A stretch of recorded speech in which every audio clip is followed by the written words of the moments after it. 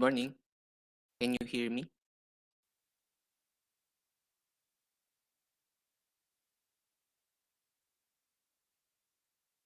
Okay. Oh, happy Saturday to you all. Let's continue with our discussion.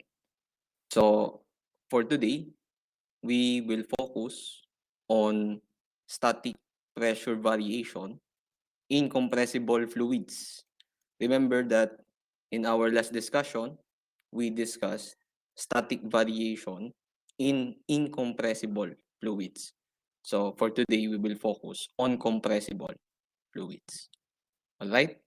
If you are ready to learn today, please type compressible in the chat box.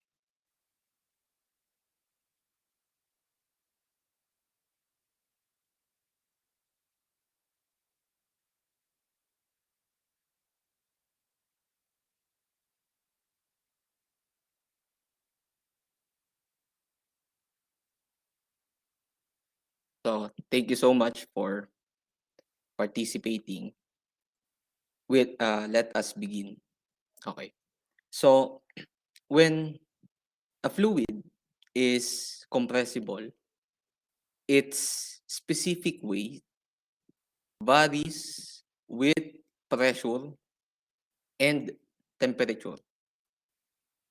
So we need to use the ideal gas law to establish a relationship between pressure, temperature, and specific weight. Okay? So we will use the ideal gas equation that we learned from chemistry. And what is that? That is the absolute pressure equals the density times the ideal gas constant times the temperature. Okay? So we will utilize this equation. Now, let's focus on this figure. What can we see? Well, we can see a fluid that is above mean sea level. Now we have 2 points here. We have point 1 and point 2. And what we want, just like in incompressible fluids, is to determine what is the pressure of a point relative to another point. Okay? But in this case, we will apply the ideal gas law. Remember, in incompressible fluid, the formula is P sub 2 equals P sub 1 plus gamma H. So we do not consider the temperature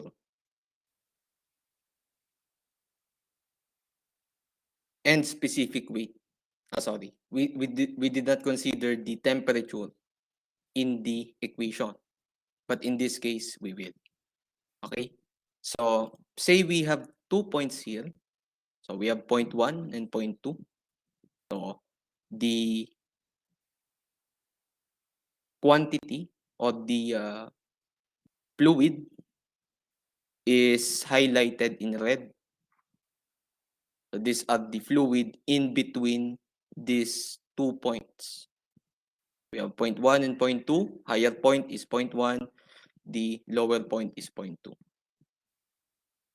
Now, we will use the static pressure equation, which is gamma H. Okay. So we have what? P equals gamma H. But we can see that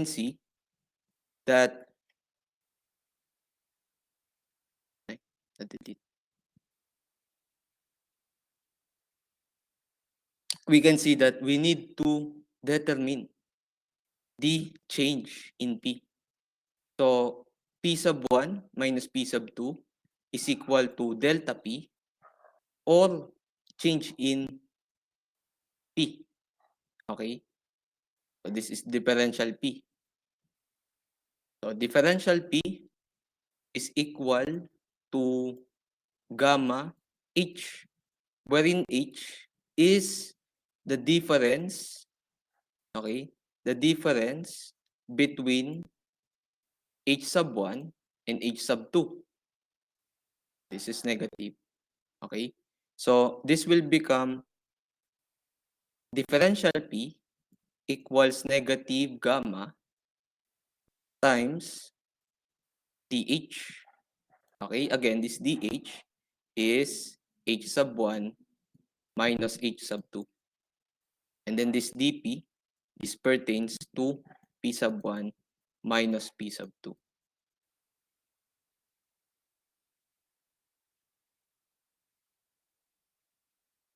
Now, what is gamma equal to? Well, gamma is equal to rho G. Okay? So, we can now turn this equation to dP. Okay? dP equals negative rho G dH. Okay? Now, using the ideal gas equation, we get the equation for the density, which is density equals pressure over RT. Now we can plug this equation into this one. So this will become dP equals negative P over RT times G dH. So itong equation na to looks exactly the same with this equation. So we have dP equals negative P over RT G dH as well. And then we cross multiply P here.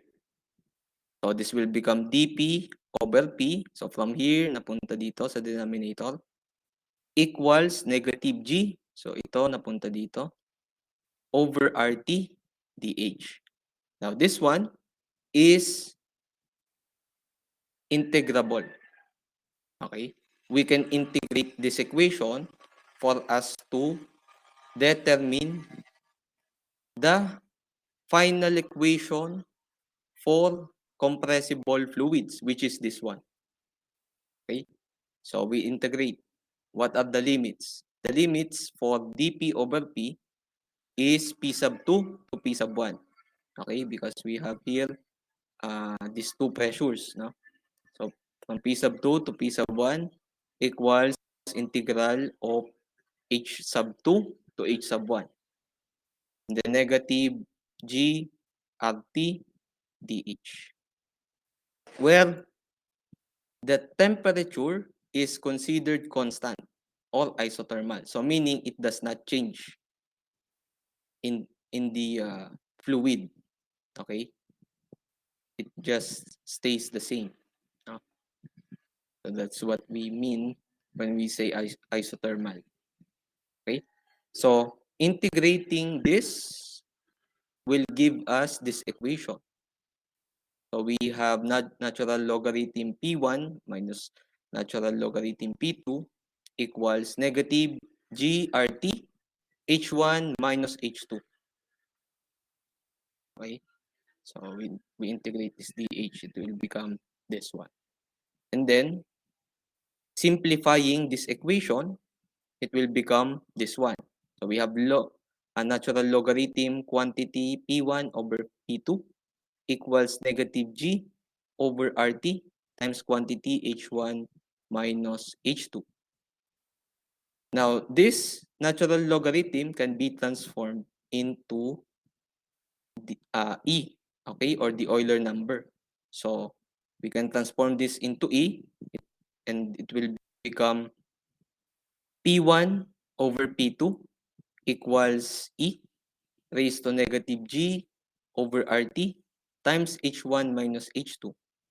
And then we can cross multiply this P sub 2 here for us to get the equation. Okay? So with this equation, given the R, the T, the height, and one pressure of a point, we can determine the pressure of another point.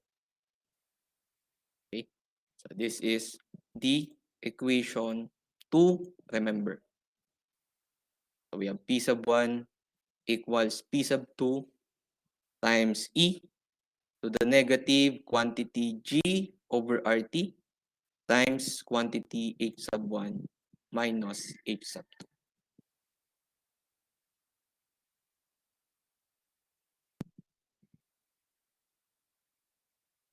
Okay, so let's have an example. So let us read. The natural gas in the storage tank is contained with a flexible membrane and held under constant pressure using a weighted top that is allowed to move up or down as the gas enters or leaves the tank as shown in the figure. Determine the required weight of the top if the gauge pressure at outlet A is to be 600 kilopascal. The gas has temperature of 20 degrees Celsius, and then naputol siya dyan. Meron pang ibang given. Given yung density ng gas, which is 0.665 kg over meter cube. And then we are also given the constant R, which is 518.3 joule per kilogram Kelvin.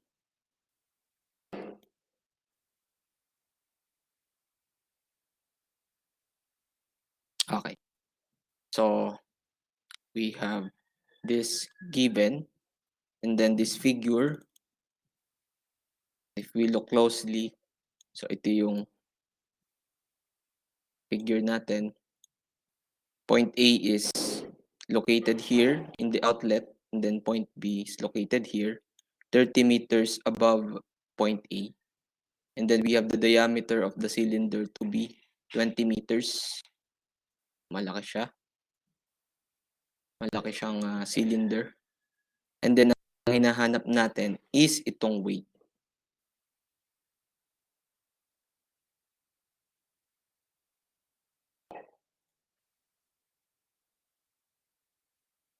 Okay. So let us solve this one. Let me share my external cam.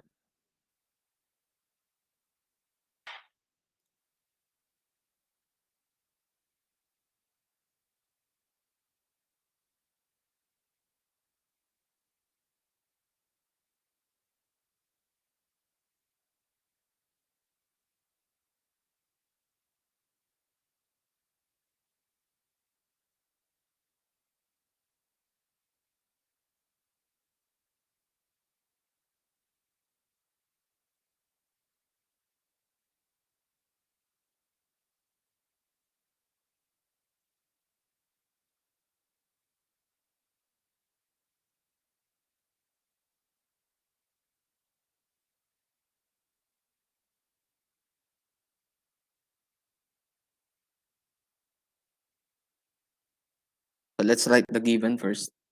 So we have pressure at A, 600 kilopascals. And then temperature, 20 degrees Celsius. Mass density of gas, 0.665. And then the constant R, 518. 0.3 joule per kilogram Kelvin.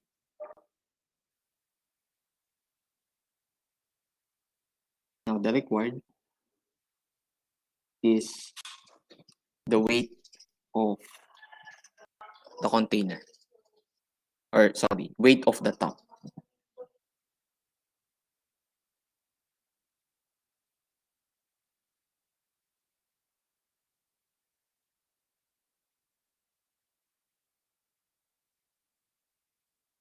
Okay.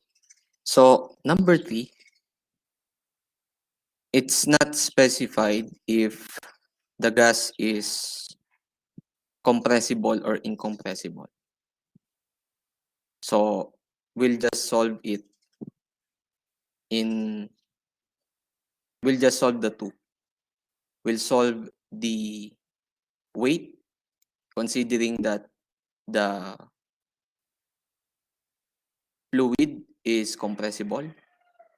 We will solve the weight of the top, considering that the fluid is incompressible. Okay? We'll solve the weight given those or considering those two conditions. Okay? So, let's look at the container. We can use the equilibrium equation, summation of forces along the vertical, or y, equals 0, positive upwards. So, we have weight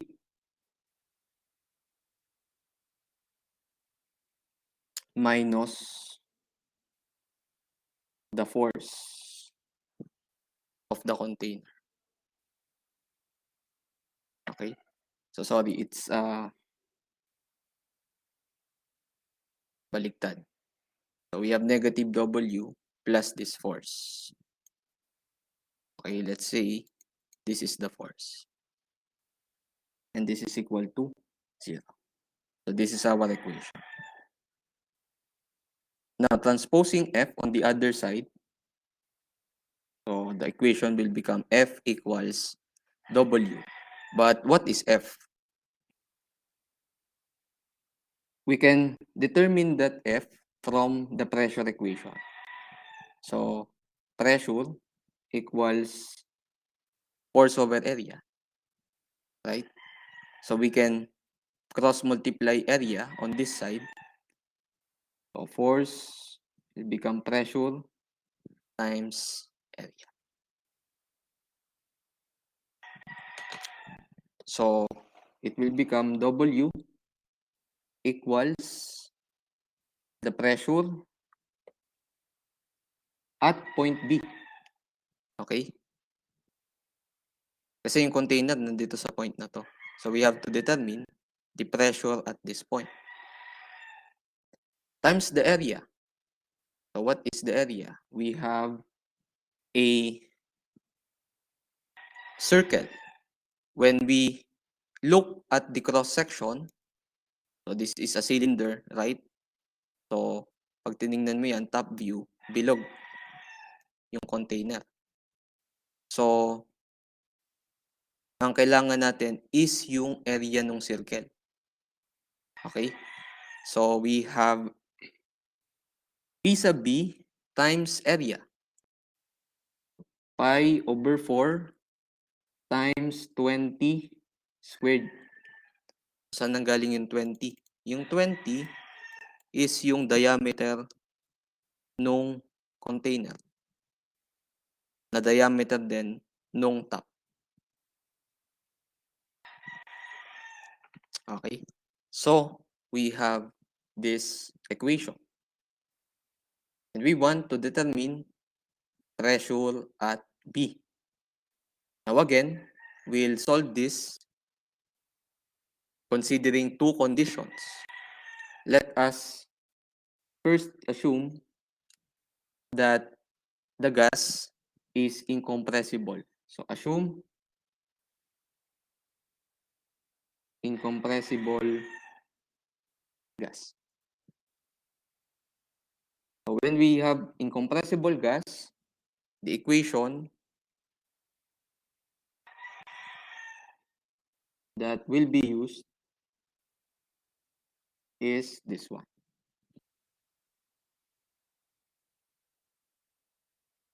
So we have P sub A equals P sub B plus gamma H. P sub A, andito because siya yung mas mababang point. Remember, dito sa P sub 1 equals P sub 2 plus gamma H, yung point 1 is yung lower point natin. And P sub 2 is the higher point. That's why in this equation, P sub A is in this side and not on this. And P sub B is on this and not this. So, given yung P sub A natin, 600 kilopascal. 600 kilopascal. So, convert natin siya to PA. So, times 10 cube. This is equal to P sub B, which is ito yung hinahanap natin, plus what? So, kailangan natin yung unit weight ng fluid. Pero, yung given sa atin ay mass density ng fluid na yun, which is 0.665 kilogram per meter cube. So, para makuha ito, multiply natin si density by G. So, we will have 0.665 kilogram per meter cube times 9.81 meter per second squared. And then we multiply the height. So, looking at the figure, yung height natin is 30 meters. What is P sub B? Can you solve using your calculator?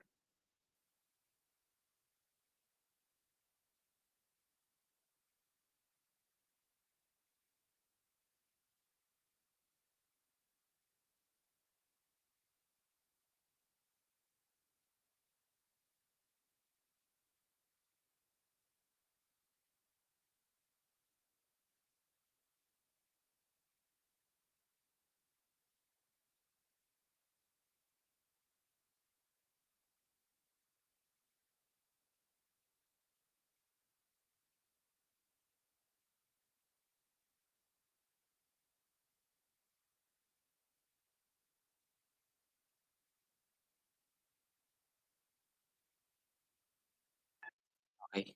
Thanks, Lawrence. It's 599,804.29 Pascal.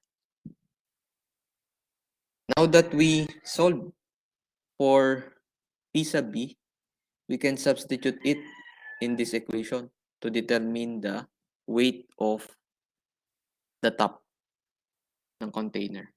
So we have W equals 599,804.29 Pascal.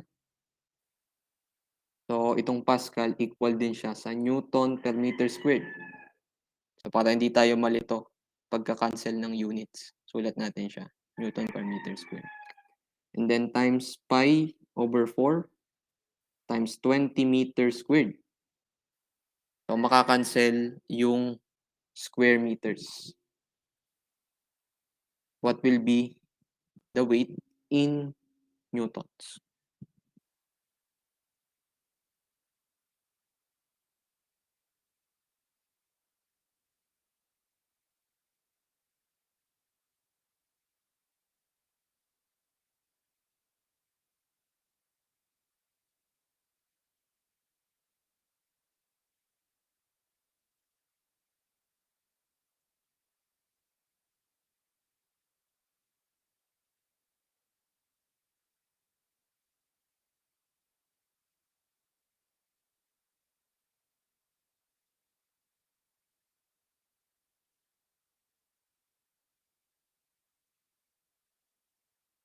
Okay.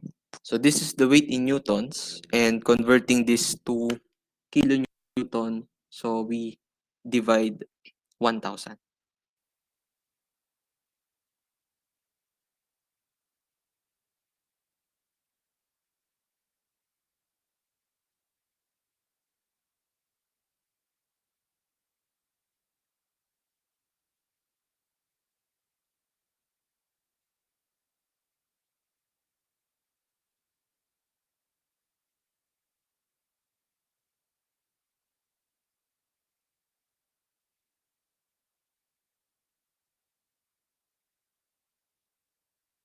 Okay.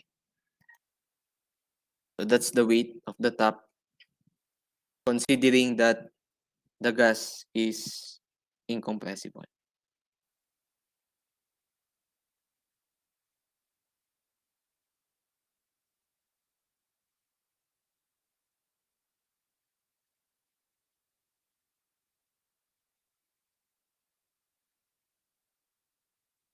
Okay. So next assumption, assume that the gas is compressible.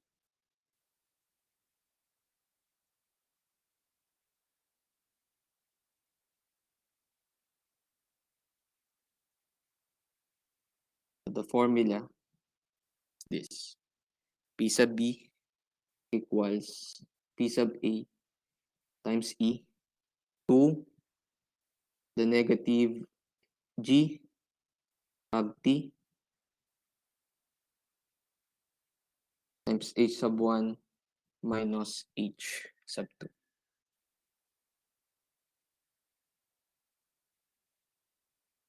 Okay. So we can direct substitute the values.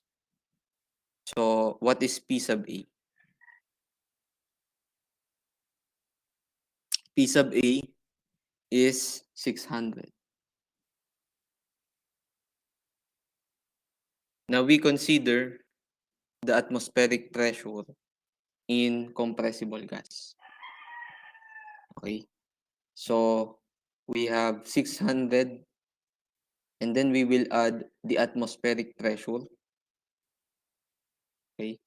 Because this PA is the is an absolute pressure.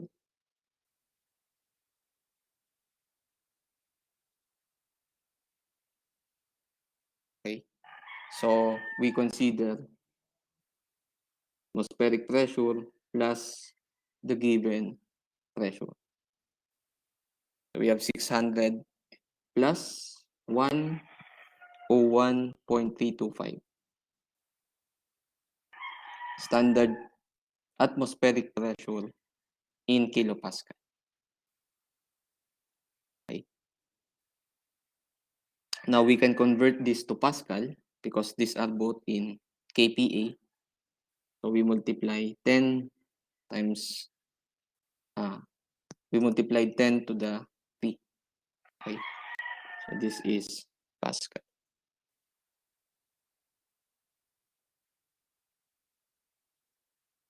Then we multiply E to the negative 9.81 over R. So R is 518.3. And then we multiply the temperature. But let's look at the unit for the R. So the unit for R is joule over kilogram Kelvin. And we are given 20 degrees Celsius. So we need to convert this to Kelvin. This will become 20 degrees Celsius plus 273.15 to make it Kelvin. Para mag-cancel siya dito. And then we multiply H1 minus H2. Okay? So height of point B is 30, we have 30, and then minus the height of point A. So what is height of point A? 0.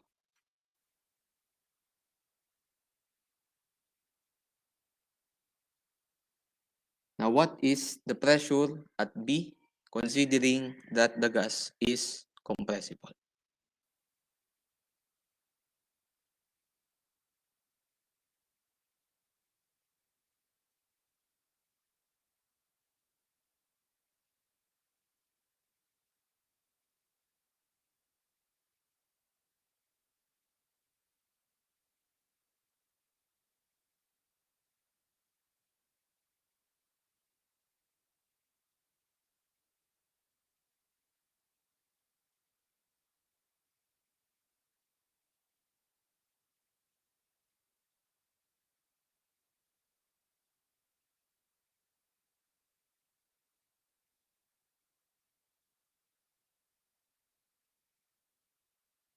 Okay.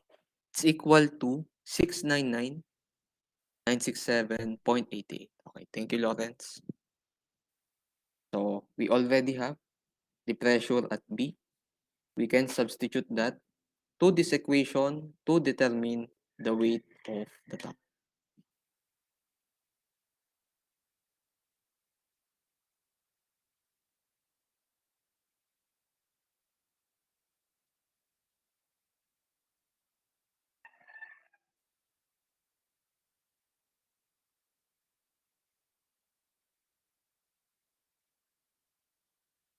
So what is the weight in newtons?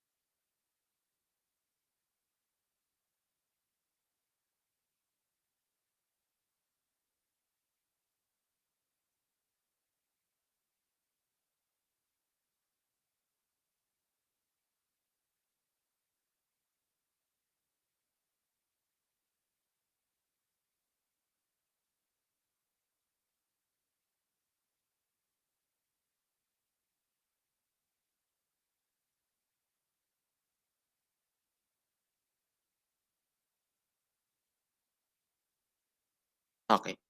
So we have 219,901.4 kilonewtons.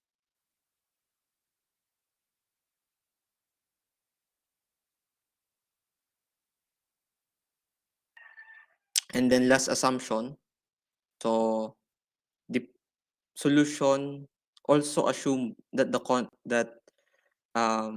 gas has constant pressure, meaning yung pressure dito is the same sa pressure dito, same sa pressure dito, same sa pressure dito.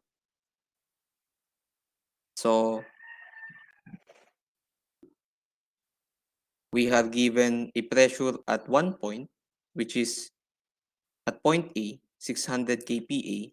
So same lang din yung pressure dito sa point B. So 600 kPa din. And kapag pinlug in mo siya dito sa equation natin for computing weight, it will become pi over 4 times 20 squared times 600 kilopascal. So this weight will be equal to 188,495.56 kilonewtons. Any question for number 3?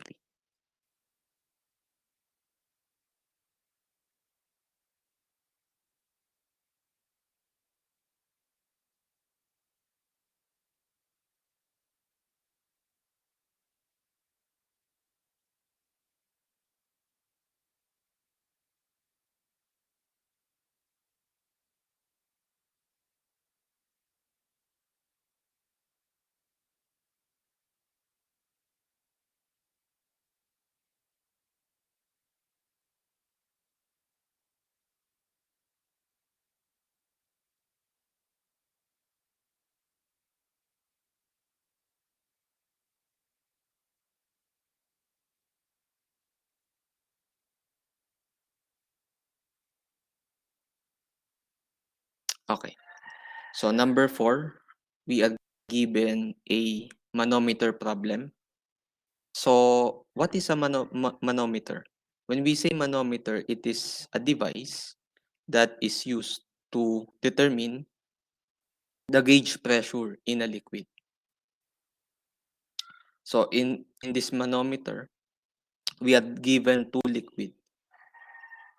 One is water and one is mercury.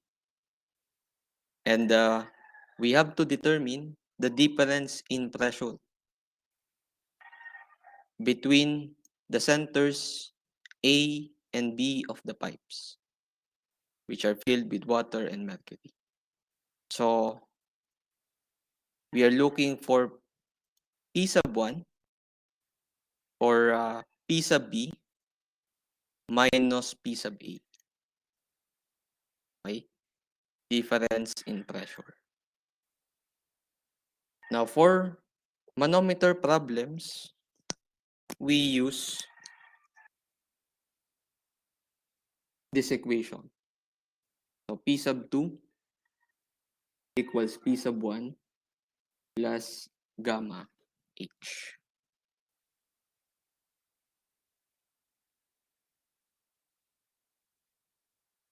Okay? So let's write the given. Given natin is hindi nakalagay dito. Okay? Hindi nakalagay dito. Pero given yung specific gravity ng mercury.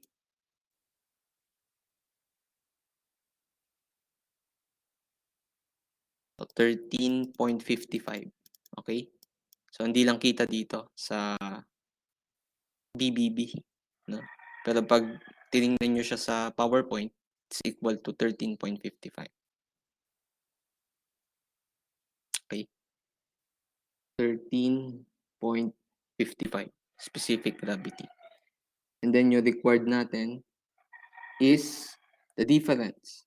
So P sub B minus P sub A. Okay. Solution, P sub B equals P sub A plus gamma H. So to determine the difference, pwede nating i-transpose yung P sub A dito sa side na to. So this will become P sub B minus P sub A equals gamma H. Now, ganito yung gagawin natin.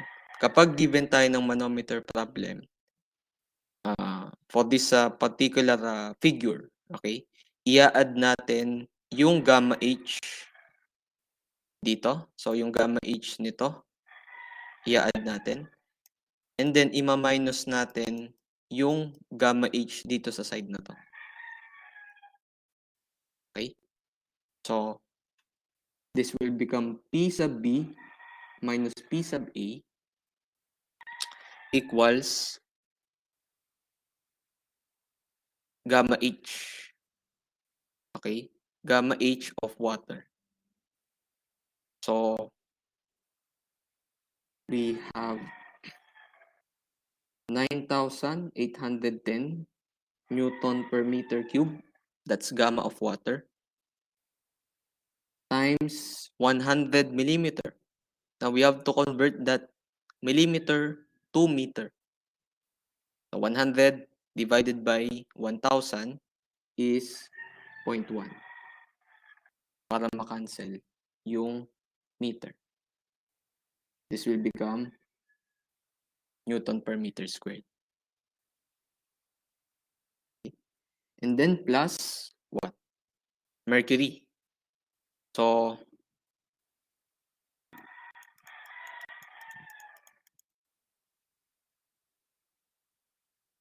we take a look.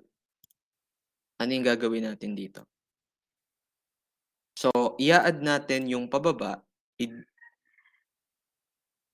ima-minus natin yung pataas. Okay? I-add natin yung dito, subtract natin yung dito. So, doon muna tayo sa unit weight. Okay? So, wala tayong given na unit weight ni mercury. Pero pwede natin siyang isolve using the specific gravity. Because specific gravity is equal to the unit weight of a fluid, in this case, mercury, divided by the unit weight of water. So, to get the unit weight of mercury, we'll just cross-multiply gamma ng water, unit weight ng water, to this side. So, this will become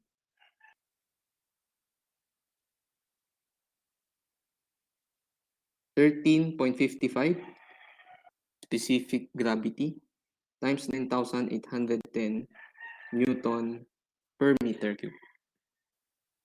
Okay? So, ito yung gamma ng mercury.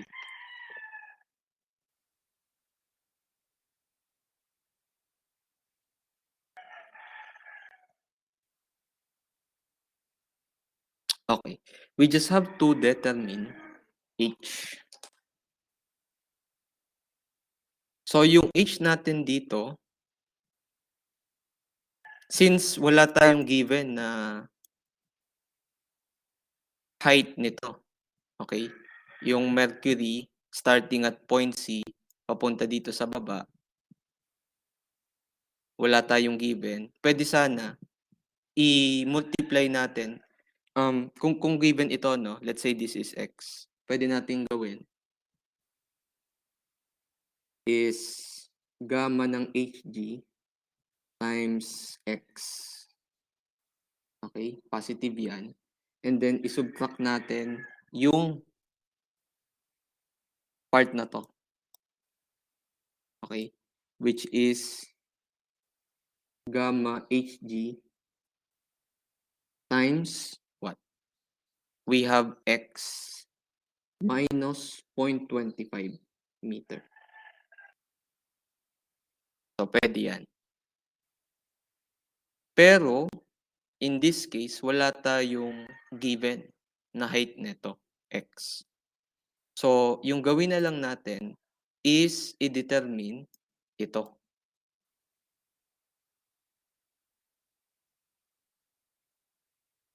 Okay? Actually, mas madali itong gawin. No? So, determine lang natin ito para na rin natin ginawa itong calculation na to. Okay? Kasi basically, ito na yung difference eh. Itong height na to, yung difference nitong height na to, tsaka height na to. Naintindihan po ba? Okay po ba tayo doon?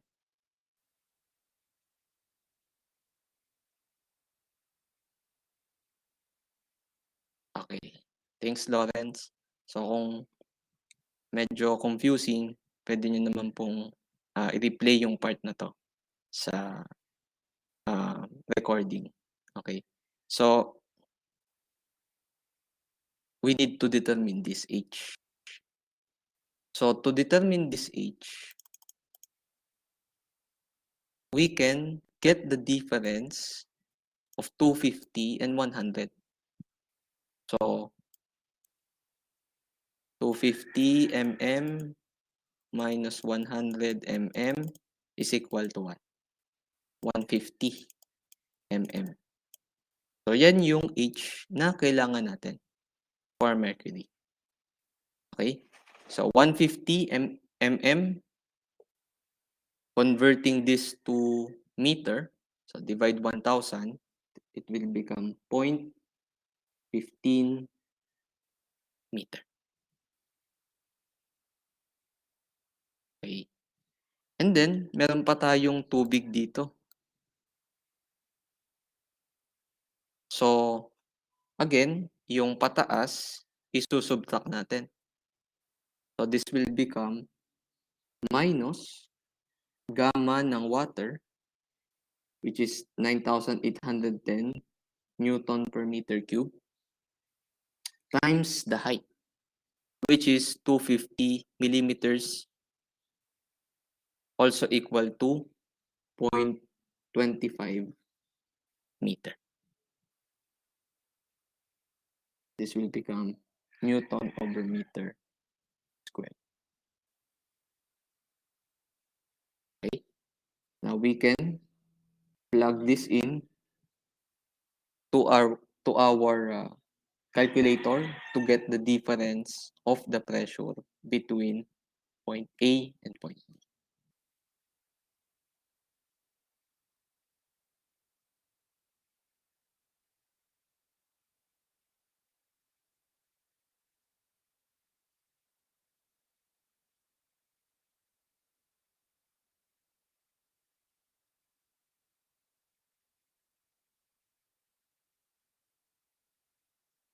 Okay. Thanks, Andrea and Reggie.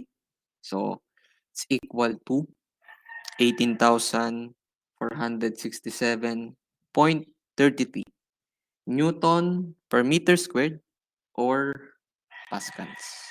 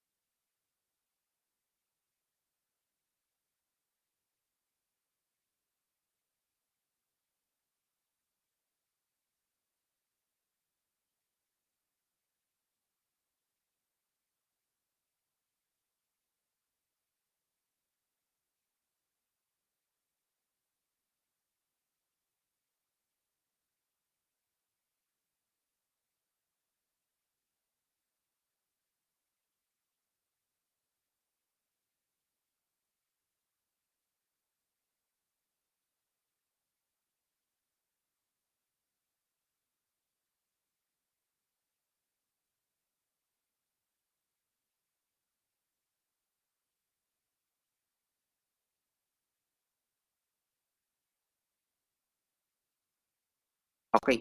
So last number for the day, we have number 5. So a zero point 0.5 inch diameter bubble of methane gas is released from the bottom of the lake. Determine the bubble's diameter when it reaches the the surface. Sorry, when it reaches the surface.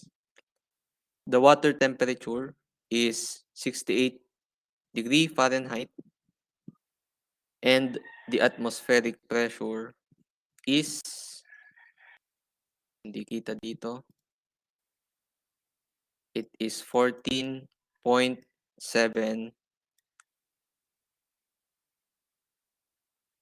pounds per cubic inches.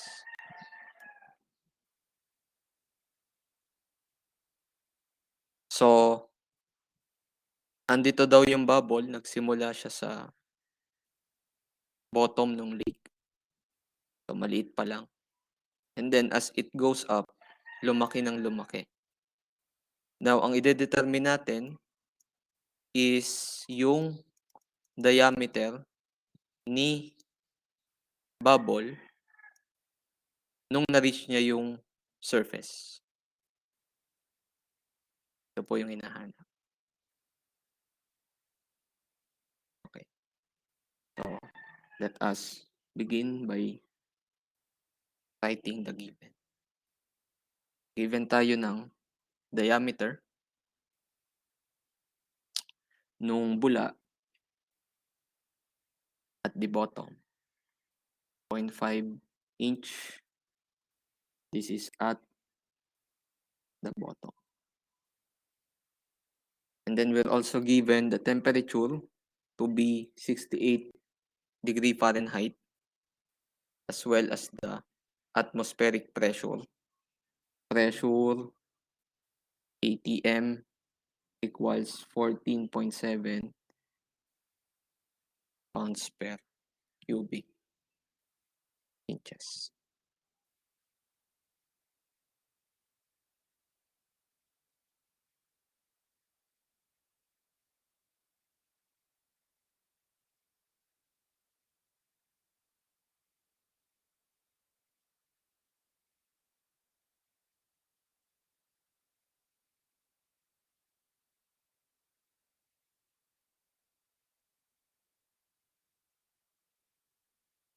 Okay.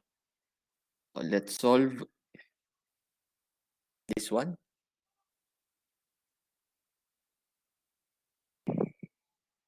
So ang approach natin dito is we will get the equation. We will use the ideal gas law. So pressure absolute is equal to rho RT.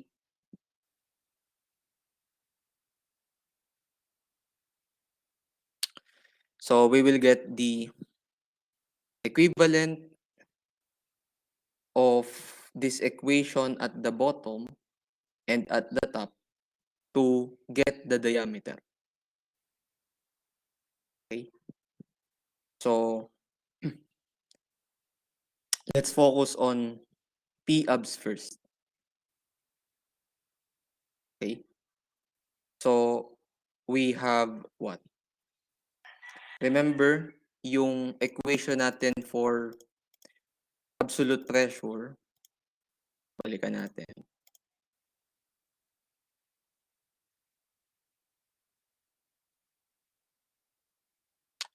To get absolute pressure, okay, yung equation natin is pressure gauge equals absolute pressure minus atmospheric pressure. Remember, yung pressure gauge is yung relative pressure. Okay? Relative pressure. So, kung kukunin natin yung absolute pressure, pwede nating i-transpose yung atmospheric pressure dito. It will become P-abs equals what? P gauge plus P ATM. So, sulat natin yun.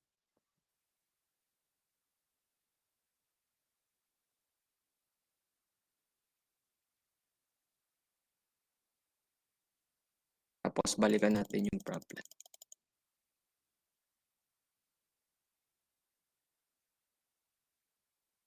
Okay.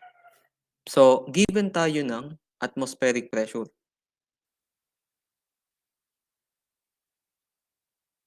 Ito yung 14.7 pounds per cubic inches. And then, i-add daw natin yung gauge pressure. Now, yung gauge pressure dito is yung pressure na na-experience ni bubble at a depth of 20 feet. So, paano ba natin masolve yun? We can solve the gauge pressure by gamma H. Okay? So, ano yung gamma ng tubig natin in pound per feet cube? It is 62.4. Okay? So, yan yung gamma. And then, yung depth natin is what? 20. This is times 20. Now, para ma-i-add natin silang dalawa, kailangan i-convert natin yung feet dito. Okay? Kasi itong dalawa, no? So kapag binultiply natin ito, 20 feet by 62.4 pound per cubic feet, magiging feet squared. Okay? So itong feet squared na to, kailangan nating i-convert to inch squared. Okay, sorry. Yung pressure natin, pound per inch squared to. Okay. Pound per inch squared. Remember, unit ng pressure is force over area. So hindi siya mag-inch cube. Okay? So dapat inch squared yan. So, kailangan i-convert natin to into inch. So, we will multiply 1 foot over 12 inches. Squared natin tong quantity na to. Okay? So, ito yung equation natin.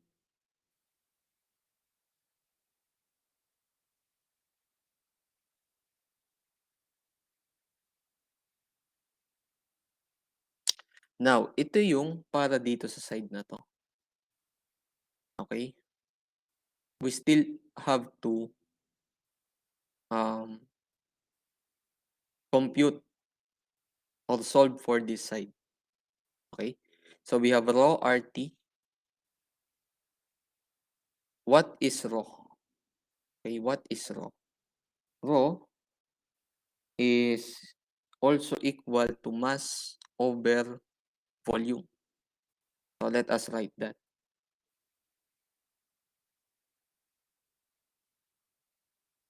We have M over B. This is B sub B, indicating the volume of the bubble at the bottom. And then we retain R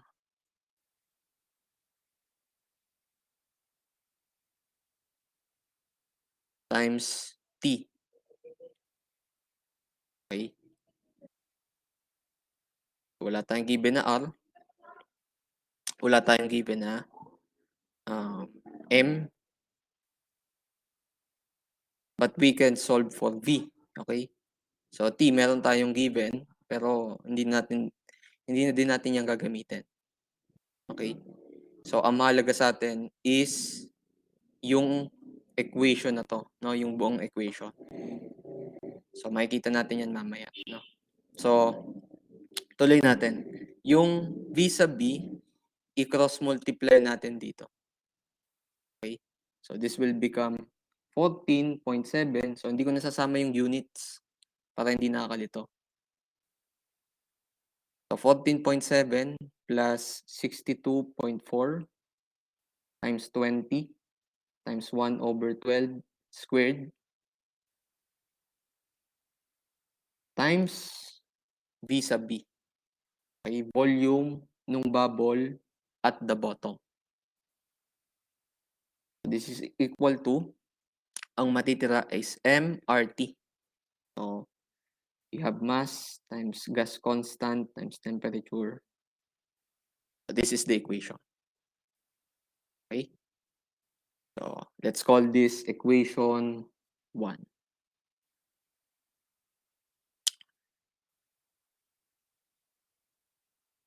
This is the equation at the bottom. Okay? Now, let us get the equation at the surface.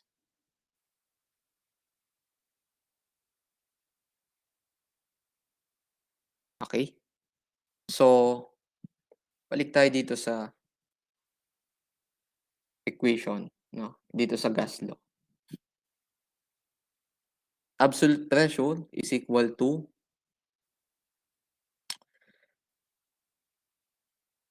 rho times R times T. Now, yung absolute pressure natin, equal siya sa gauge pressure plus atmospheric pressure. So, at the surface, we only have atmospheric pressure. Wala tayong gauge pressure because wala namang fluid at the top nung surface. So, dito, hangin na yung kasunod, di ba? Wala tayong fluid dyan. So, walang pressure. Walang ibang pressure na mag-i-exist kundi yung atmospheric lang, yung galing sa atmosphere, no? Sa hangin. So, yun lang yung i-consider natin. Okay? So, we have 14.7 pound per squared inch. And this is equal to rho of T.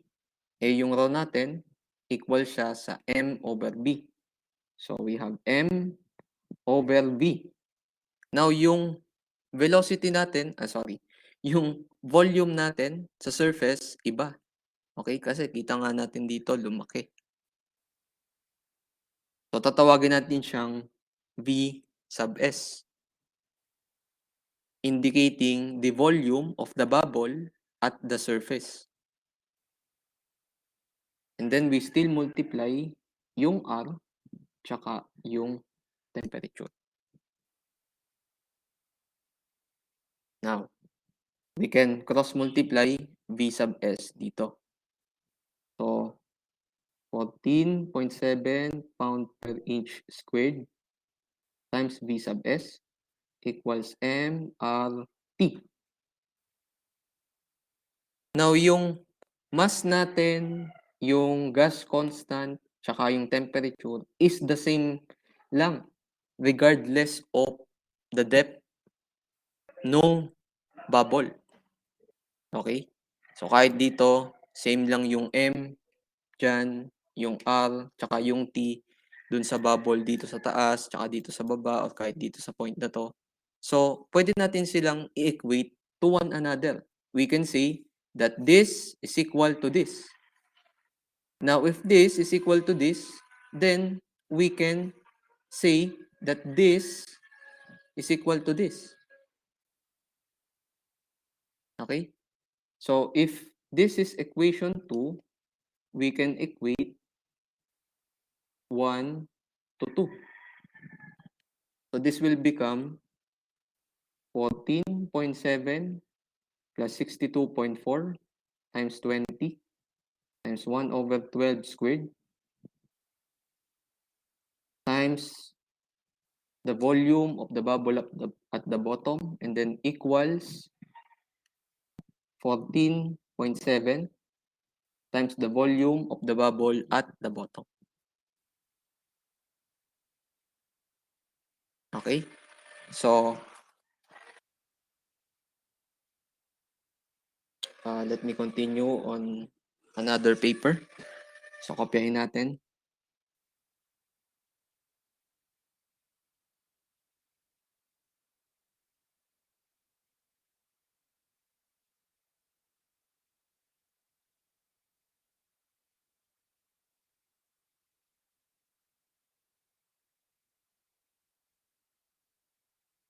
Okay.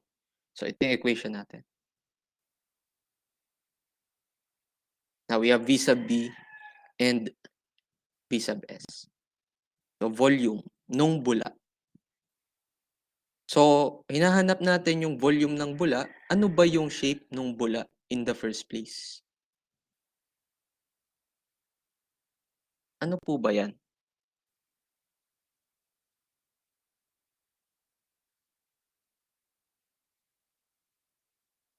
Bilog? Diba? Yes, it's a sphere. Okay? Now, ano yung volume ng sphere?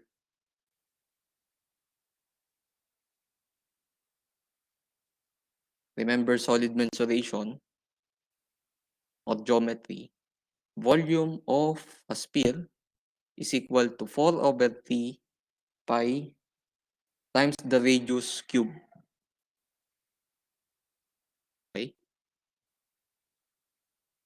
Now, we can substitute this formula to this equation. So, simplify na nga natin to. So, paki-compute nga po. Ano yung value na equal dito?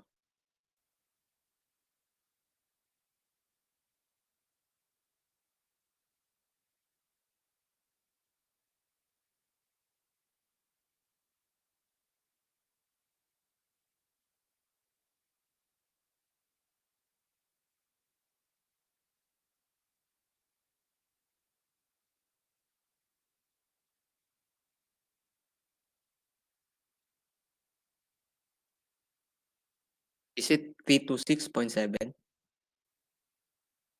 Okay. Thanks, Cyron. So, 326.7 times the volume at the bottom. So, we have times 4 over 3 pi. And then, r cube. Pero ano yung given sa atin? Ang given is yung diameter. So, di-divide natin yan by 2. Dito na natin i-divide para makuha yung radius. And then, cube. And this is equal to 14.7 times, okay, yung volume naman nung nasa surface. Eh, yung sa surface mo, yung bula doon, bilog din, di ba? So, all throughout, yung shape ng bula natin is spherical. So, still, we use this formula. We have 4 over 3 pi. And then, ang hinahanap natin is yung diameter. So, lagay natin dito, diameter divided by 2. Kasi sa formula, R yung nakalagay. So, same na rin yan, no? D over 2. And then, cube. Now, we can solve the diameter by using a calculator. Okay? So, one equation, one unknown, this is solvable. Ano po yung diameter natin sa surface?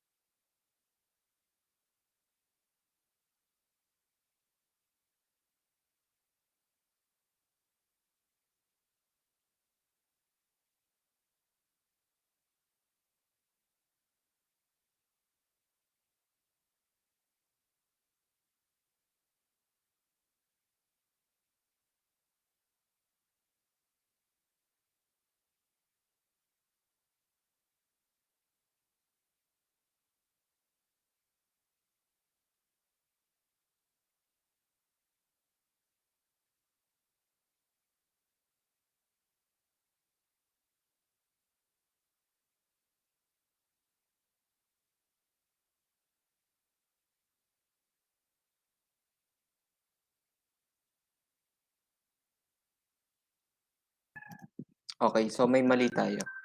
Okay, may mali tayo. Yung, ayan, nagkamali ako ng kopya dito. Kasi yung kinonsider lang natin 1/2 squared. So, kailangan 1 over 12 squared. So, yung 326.7, mali. Okay? So, recompute natin. Ano po yung 14.7 plus 62.4 times 20 times 1 over 12 squared?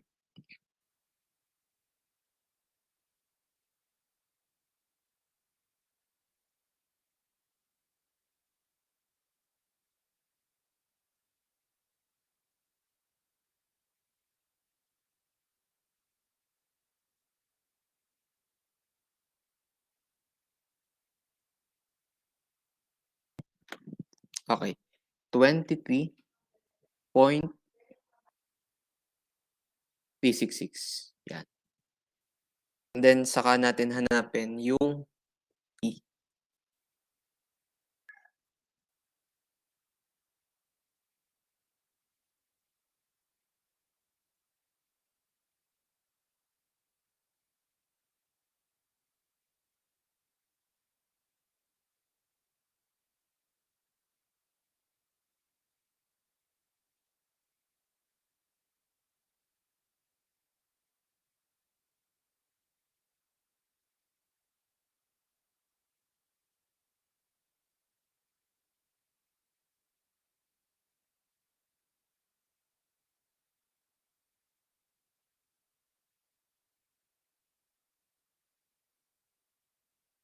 Nakuha po ba natin?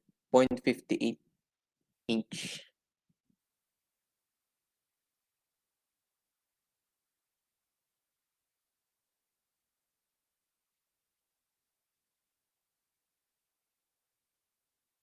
Tama, no? Isang ano lang yan, input sa calculator. So, ito yung ginawa ko. So, nagsimula tayo sa 23.36666. So, gamitin natin yung true value. And then, times 4 divided by 3 times pi times quantity 0.5 over 2 cube. Okay? So, we have this value. So, ito yun, no? Tapos, kailangan nating solve ito. Okay? So, 1.52 something divided by 14.7. And then, times 3 divided by 4 divided by pi. And then, cube root nung quantity na yon. And then, times 2. So, ito yung sagot. Okay? 0.58 inch.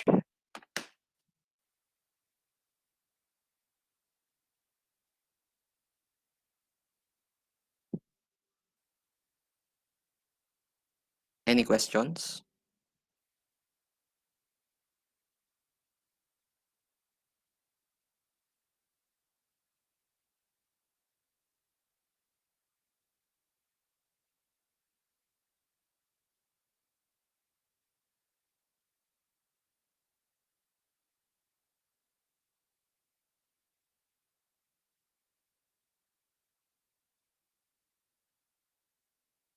Okay, so that ends our discussion for today.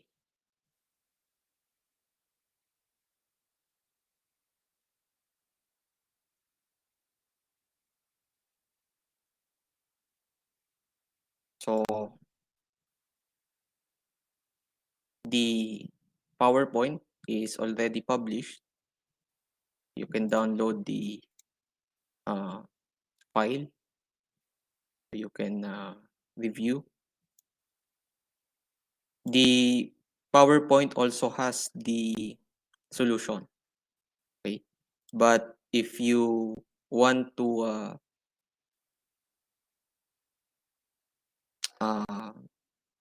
understand where this all came from, so you may review the video recording.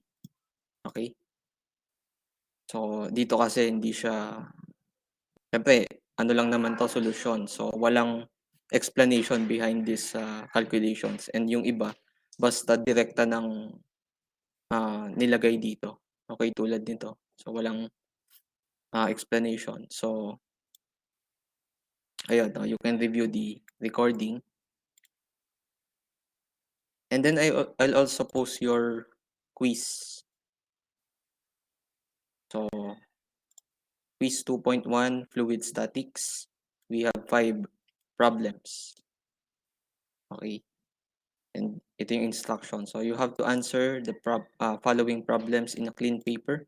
Show your complete solution and provide the correct units. And you have to box the final answer and upload it in PDF format. Okay, yung file.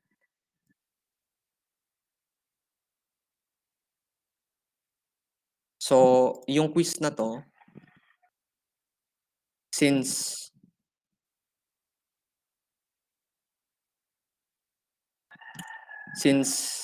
Saturday ngayon, and syempre magre-review pa tayo. Okay?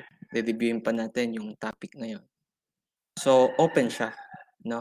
So, hindi siya yung quiz type na mag-enter tayo tapos may time limit. So, dito wala po. Okay? So, student view ko siya. Ganito nyo siya makikita. Ayan. So, kita nyo na po siya ngayon. Okay? And pwede nyo siyang sagutan. kahit mamaya. And then yung deadline natin hanggang April 6 pa. So hindi ngayong araw yung deadline. You still have 4 days. Okay? Para tapusin yung assignment. Or sorry, yung quiz. So hanggang Wednesday po ito next week. Pero yung allowed attempt natin is 1 only. So please make sure na kapag magpapasa tayo, sure tayo dun sa mga sagot. Okay? And then, may utang pa ako sa inyong chechekan. So tingnan ko dito. Yan yung prelim tsaka assignment. So I'll try to check these 2 assessments tomorrow. Okay, kung di bukas, sana ngayon. Okay. So, ayan, hopefully by next week, alam nyo na po yung scores nyo dito.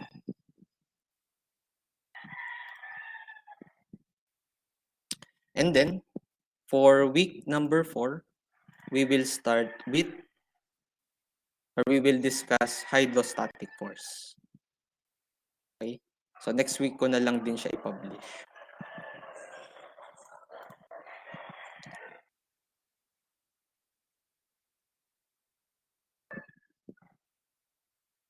Sir, pwede po makita calculation nyo sa calculator doon po sa problem ng compressible gas. Itong number 5, Andrea.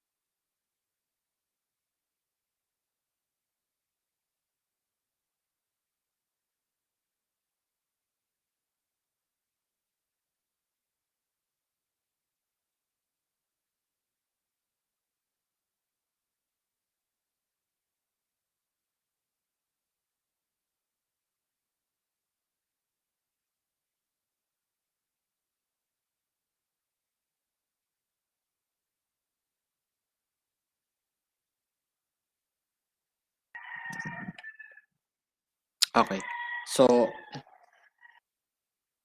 we have 600 plus 101.325 times 10 cube. So we have this 701.325 for this. Okay. And then times E. And then we have negative quantity 9.81 over 518.3 times 20 plus 270.15 times 30.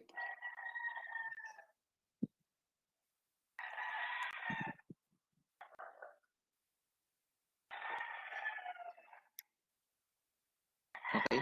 So tama po ba? Same po ba tayo?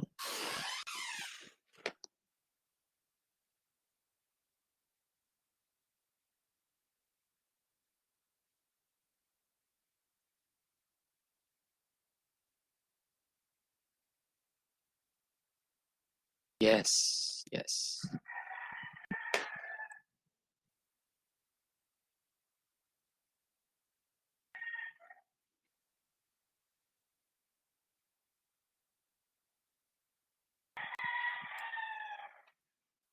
Okay. So, yeah. Any questions po before we end the conference?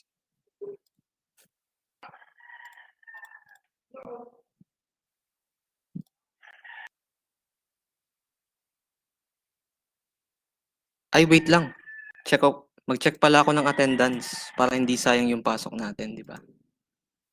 Wait lang.